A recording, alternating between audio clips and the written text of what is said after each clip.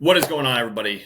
In this video, I'm going to talk about why I coach cops. We're going to talk about sustainable fitness and nutrition for cops and breaking the cycle of unhealthy habits in law enforcement. So the introduction, when I first became a cop, I started falling into the same unhealthy cycle that so many officers do, working the long shifts, eating fast food all the time, being exhausted. It takes a toll on your body. So in this presentation, I'm going to cover my own personal struggle, the reality of health in law enforcement, how I turn things around for myself, and why I help other cops do the same.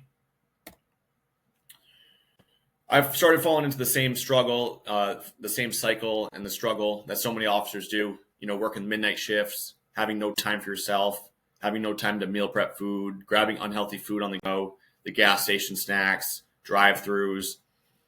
I was exhausted all the time between balancing my job and my family.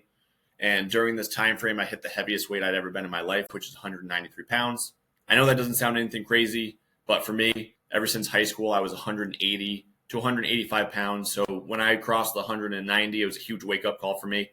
I knew that I had to make a change. Also, during that time, I stopped working out consistently. So let's talk about the dangerous reality of law enforcement health.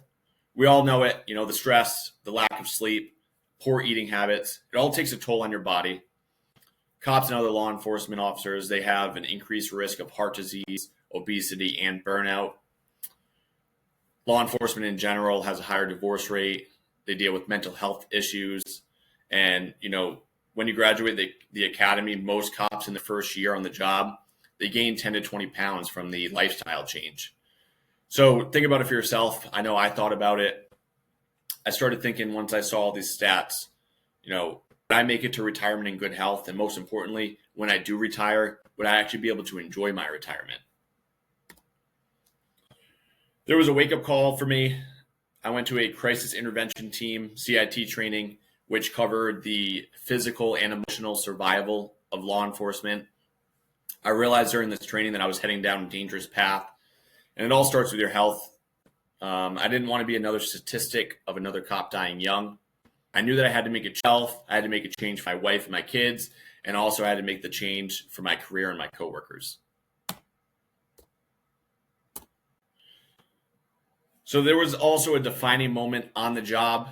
I went to the crisis intervention team, but also there was one time during the same period, moment on the job that I knew I had to take back control of my own health. I was working an evening shift or a midnight shift. It was like 11 p.m., maybe midnight. I went to go stop a car, ended up being a stolen vehicle.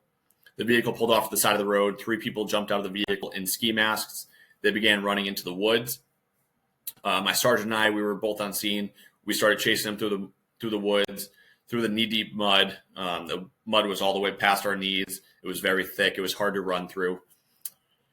Neither of us could barely get out of the mud. The suspects couldn't get out of the mud. We ended up catching them. Luckily, both myself and my sergeant were in good enough health that we were able to catch them. But I was winded during the process, and I knew that if I continued down the same path, if I let my health continue to slip, I probably wouldn't have caught them. I probably could have barely got out of the mud, and I would have been putting my own life and my sergeant's life in danger. So between the crisis intervention team, the CIT training, and this moment on the job, I knew for sure I had to start taking back control of my health and start focusing on myself. So what I did is I started taking back control. I started doing small, sustainable things, small changes. I started meal prepping again.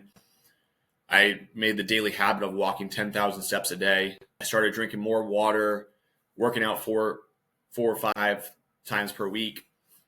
I was prioritizing my sleep. We all know that, they say to try and get 8 hours of sleep, but as a cop, we all know that's mostly impossible all the time. So I started prioritizing 6+ hours each night of sleep. And then when on the nights that I could, on my off days, I tried to get at least 8 hours of sleep during that time. So with all these things combined, I started losing weight. The result of it, I went from 193 pounds back down to 182 pounds where I sit today. With the weight loss and everything, I started having more energy. I was in a better mood. I showed up better for myself. I showed up better for my family, my coworkers, and I improved my overall performance at work.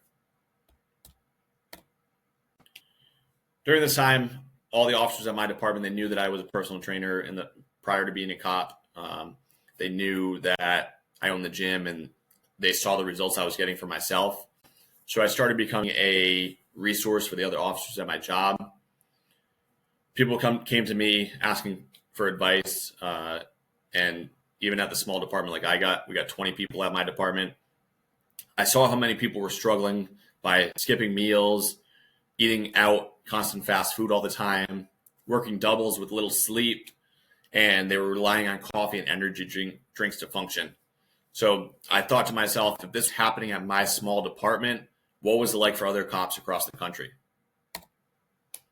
So the main reason why I coach cops is, one is I am a cop. I understand the schedule. I understand the job. I've been in your shoes. I know the struggle firsthand. I know how easy it is to gain weight and fall into the unhealthy habits. I also know how possible it is to turn things around for yourself. Look, I'm no different than everybody. I have a wife. I have kids. I work the overtime. So I knew that if I was able to do it, I would be able to also help other cops do the same thing. My mission is to help cops break the cycle and take back control of their health. The truth about health and law enforcement: you don't have to choose between your career and your health. It's not about being perfect. It's just being intentional about it. Make small, sustainable changes. A healthy cop is a better cop. You show up better for your family. You show up better for yourself. You show up better for the job. When you're healthy, you're better both physically, mentally, and emotionally. So just start now. Set yourself up for a long, healthy career. Make one small change that will get you moving into the right direction. These are some pictures of people that I've worked with over the last 10 years.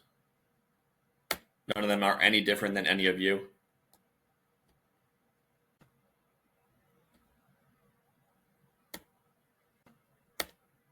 So to finish this video out, if you're struggling with your health, just know that you're not alone. You can make one small change that'll start leading you into the right direction to get you to the big result. Make one small habit change today, and you'll see how it can work for you as well. Just know, like I said, I'm not different than any of you. So I know that if I can do it, you can do it as well. I want to build a culture where cops prioritize their health just as much as their job. So if you took anything from this video, if you want to talk with me about what your goals are, we can hop on a 20 to 30 minute call, Fit to Serve planning session. I'll drop the link for the call in the chat below, in the comments below.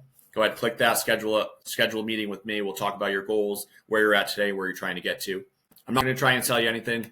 I truly want to help you. I want to give you resources and see where you're at today.